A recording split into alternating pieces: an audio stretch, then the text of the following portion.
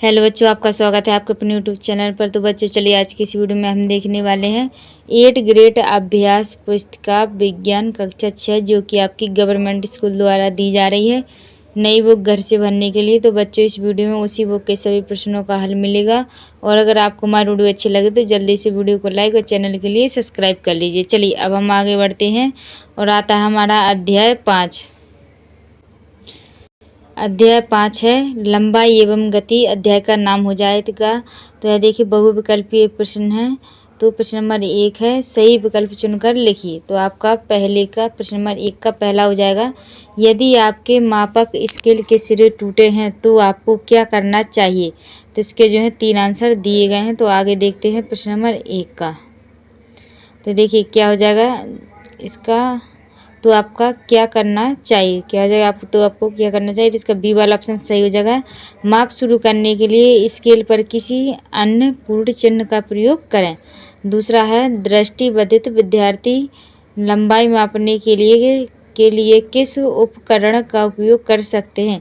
इसका सी वाला ऑप्शन सही हो जाएगा ऊपरी चिन्हों वाला स्केल। क्या हो जाएगा ऊपरी चिन्हों वाला स्केल। चलिए अब आता है हम तीसरे पर। ये रहा हमारा तीसरा। तो एक घुमावदार रेखा को मापने के लिए धागे का उपयोग करने के बाद आपको क्या हो जाएगा, आपको आगे क्या करना चाहिए। तो इसका क्या हो जाएगा ए वाला ऑप्शन सही हो जाएगा। एक सीधी पैमाने पर धागे की लंबाई मापे हैं। तो आपको जो है इनके आंसर आपको दिखाई दे रहे होंगे, हमने लिख दिया, आप आराम से लिख सकते हैं। अब आता है आपका चौथा है आप और आपके मित्र कबड्डी कोर्ट के लिए रेखाएं कैसे खींचेंगे। तो बी वाला ऑप्शन सही हो जाएगा संदर्भ बिंदु का उपयोग करके। अब आते हैं हम पाँचवा है हमारा, जब हम चलती बस में होते हैं और बस में अन्य यात्रियों को देखते हैं तो हम उनकी गति के बारे में क्या निष्कर्ष निकालते हैं। तो बी वाला ऑप्शन सही हो जाएगा वे आराम कर रहे हैं। अब आते हम छठवें पर। ये हमारा छठवां है।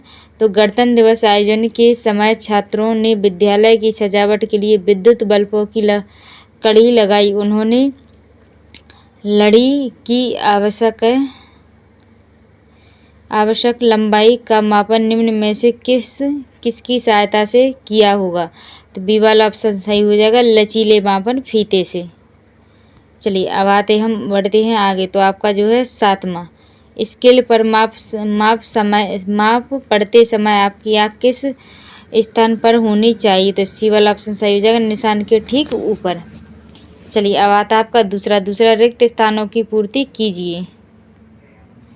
तो ये देखिए क्या हमारा रिक्त स्थान पूर्ति, पहले में भरा जाएगा आपका 2.54 सेंटीमीटर, दूसरे में आवर्ती, तीसरे में धागा, चौथे में मीटर, पाँचवें में 0.1 और छठे में भरा जाएगा आपका वृत्तीय गति। ठीक है, चलिए अब हम आगे बढ़ते हैं प्रश्न नंबर 3 की ओर। अति लघु उत्तरीय प्रश्न है। प्रश्न नंबर 3 है दृष्टिबाधित व्यक्ति लंबाई का मापन कैसे करते हैं। तो इसका जो उत्तर हो जाएगा लिखिए दृष्टिबाधित व्यक्ति ब्रेल स्केल या टेप का उपयोग करते हैं। तो प्रश्न नंबर 4 हो जाएगा। इसका जो उत्तर हो जाएगा आप आराम से लिख सकते हैं। चलिए अब आते हैं हम प्रश्न नंबर 5 पर। तो प्रश्न 5 है अपने दोस्त की लंबाई मापी और उसे मीटर, सेंटीमीटर तथा मिलीमीटर में व्यक्त कीजिए। तो इसका जो उत्तर हो जाएगा लिख लीजिए। प्रश्न नंबर 6 है, इसका जो उत्तर हो जाएगा आराम से लिख सकते हैं, कोई जल्दबाजी नहीं है। चलिए अब आते हैं हम प्रश्न नंबर 7 पर। तो प्रश्न नंबर 7 है निम्न स्थितियों में गति का नाम लिखिए। तो इसका हो जाएगा पेड़ से फल गिरना, दूसरा है दीवार घड़ी में सुइयों की गति। चलिए इसका आंसर प्रश्न नंबर 7 का आंसर देखें। पेड़ से फल गिरना सरल रेखीय गति है, दीवार घड़ी सुइयों की गति वृत्तीय गति है। तो बच्चों अगर आपको हमारी वीडियो अच्छी लग रही है तो जल्दी से वीडियो को लाइक और चैनल के लिए सब्सक्राइब कर लीजिए। चलिए अब आता है आपको प्रश्न नंबर 8। प्रश्न नंबर 8 है संदर्भ बिंदु से क्या अभिप्राय है। तो इसका उत्तर है संदर्भ बिंदु वह स्थिर बिंदु है जिसका उपयोग किसी अन्य वस्तु की स्थिति या गति का वर्णन करने के लिए किया जाता है। चलिए अब आते हम प्रश्न नंबर 9, लघु उत्तरीय प्रश्न है। प्रश्न नंबर 9 इसका ये आंसर हो जाएगा लिख लीजिए। प्रश्न नंबर 10 है अंतर्राष्ट्रीय इकाई प्रणाली में मीटर का क्या महत्व है। तो इसका ये आंसर हो जाएगा, आप आराम से लिख लीजिए, कोई जल्दबाजी नहीं। तो आप वीडियो को रोक कर भी लिख सकते हैं। ठीक है, तो चलिए अब हम आगे बढ़ते हैं प्रश्न नंबर 11 की ओर। तो ये रहा हमारा प्रश्न नंबर 11। एक घुमावदार रेखा की लंबाई को सही तरीके से कैसे माप सकते हैं? तो इसका तो देखिए, एक धागे का उपयोग करके घुमावदार रेखा की लंबाई को मापा जा सकता है। चलिए अब आगे बढ़ते हैं प्रश्न नंबर 12 की ओर। प्रश्न नंबर 12, निम्न को मापने की इकाई लिखिए। तो इसका देखिए हो जाएगा क्या?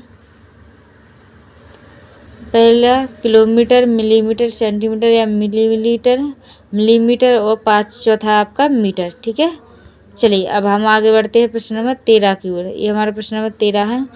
मीटर स्केल की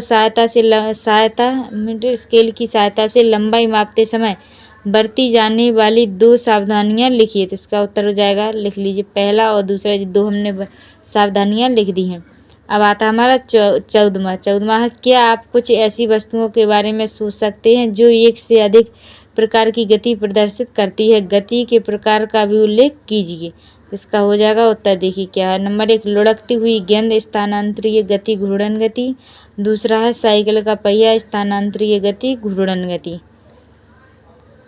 चलिए अब आते हैं हम प्रश्न नंबर 15, वस्तुओं की परिधि मापने के लिए लचीले मापने वाले फीते क्यों पसंद किए जाते हैं? तो इसका जो उत्तर है, लचीले मापने वाले फीते वस्तुओं के घुमावदार आकार के अनुसार मोड़ सकते हैं और सही माप दे सकते हैं। प्रश्न नंबर 16 है, जब आप अपने दोस्त के हाथों की लंबाई की तुलना करते हैं तो आप और आपके दोस्त परिणाम के बारे में क्या पाते हैं? तो इसका हम पाते हैं कि इसका उत्तर है, हम पाते हैं कि उनकी लंबाई अलग अलग हो सकती है क्योंकि हर व्यक्ति के शरीर का आकार और माप भिन्न होता है।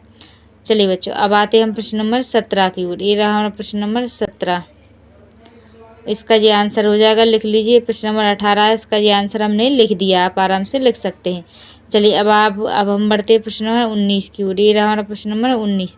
देखिए उत्तरीय प्रश्न नंबर 19 हो जाएगा, जिसका उत्तर संभावित कारण लिखिए। तो इसके हैं निम्नलिखित हैं। तो इसका देखिए हमने लिख दिया और आप आराम से लिख सकते हैं। चलिए अब आगे देखिए बढ़ते हैं हम। तो आपका जो है प्रश्न नंबर 19 के साथ में ही हम वीडियो का एंड करते हैं। और अगर आपको हमारी वीडियो अच्छी लगी है तो जल्दी से वीडियो को लाइक और चैनल के लिए सब्सक्राइब कर लीजिए।